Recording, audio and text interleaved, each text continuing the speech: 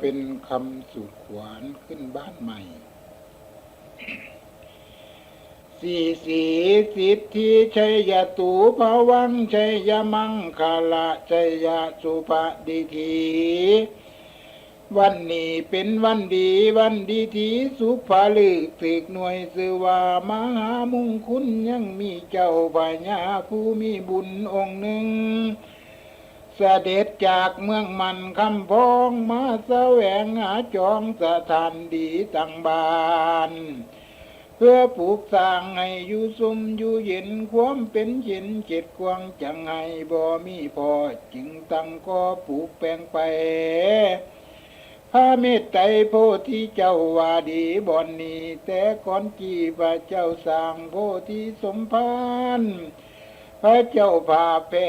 พวกหมูพญามารผู้สาโหดบ่อนนี้บ่อนพระเจ้าโพธิสัตว์นี้ก่อนบ่อนนางทอลานี้เอาคำผูกไว้พระเกี่ยวแก่นไทยว่าอยู่สวัสดี10,000 ปีก็บ่มีโพยไฟมาต้องบัดนี้เจ้าสีนั่งอยู่ห้องแก้วซองเงินคำเขาสีน้ำแก้วแหวนมาให้กับตั้งคอยสวงใส่ลูลังไหลมาสีได้มียศศักดาฤทธิองอาจกับทั้งพวกหมู่ญาติสีได้แต่งของฝากมาหากับทั้งภรรยาผู้งามหนุ่มน้อยหน้าสินซอยโสภณา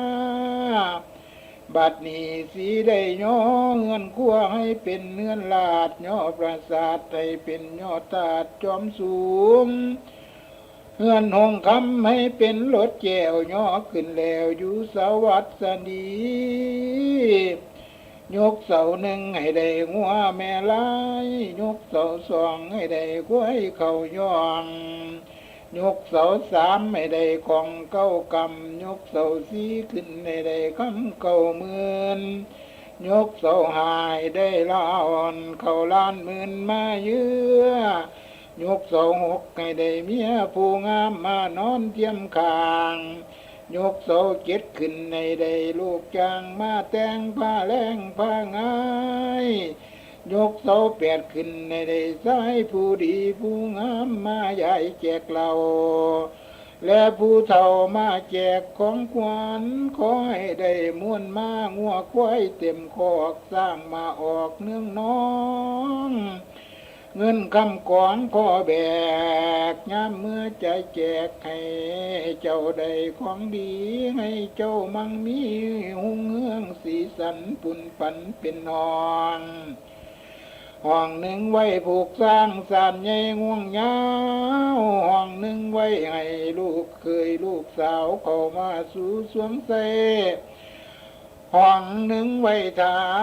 ซ้ายลูกซ้ายลูกสะใภ้แสนซ้ำมาแย้งลูกซ้ายลูกสาวแพงเครือคำพันหน่อย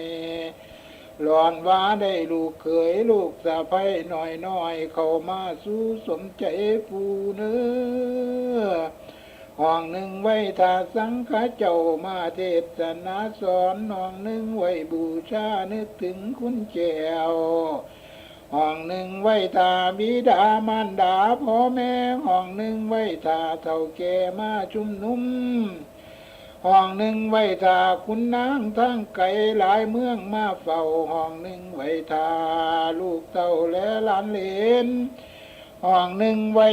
เก็บคำหอยห้องหนึ่งไว้แอมสวมน้อยให้ลูกสาวลาเขาอยู่โน้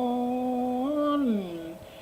บัดนี้ค่อยจักเชิญเราควรเจ้าคือเฮือนเข้ามาอยู่เชิญเราควรลูกเต้าให้มาเข้าสู่ห้อง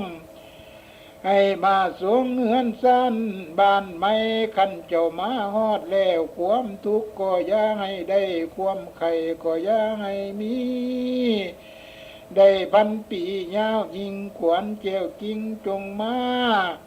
ฝากน้ำก็ให้มาฝากฝาก็ให้คำให้มาหัวมองเคงหาอมอุอะมุมะมุนมา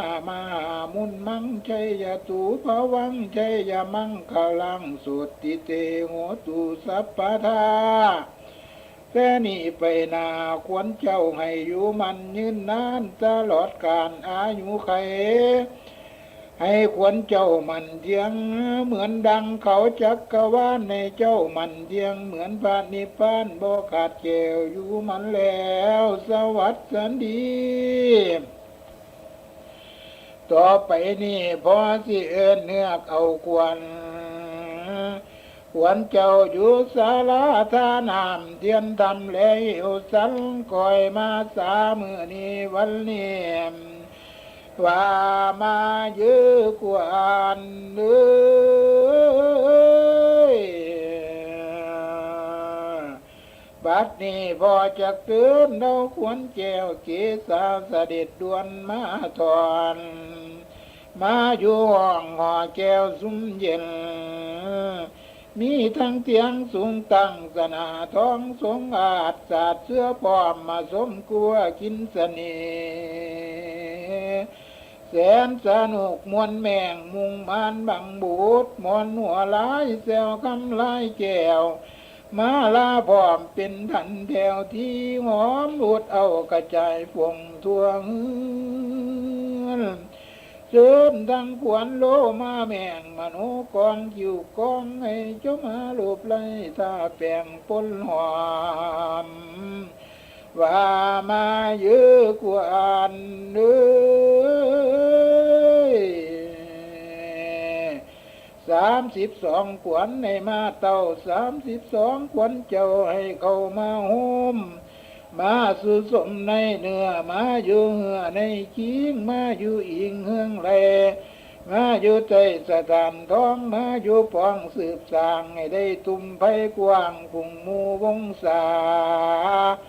ทั้งเสื้อผ้าพื้นลายก็มีมากมีหลายหลากเลี่ยมลายคำของกินน้ำไข่ต้มมีมากสมผลบาลา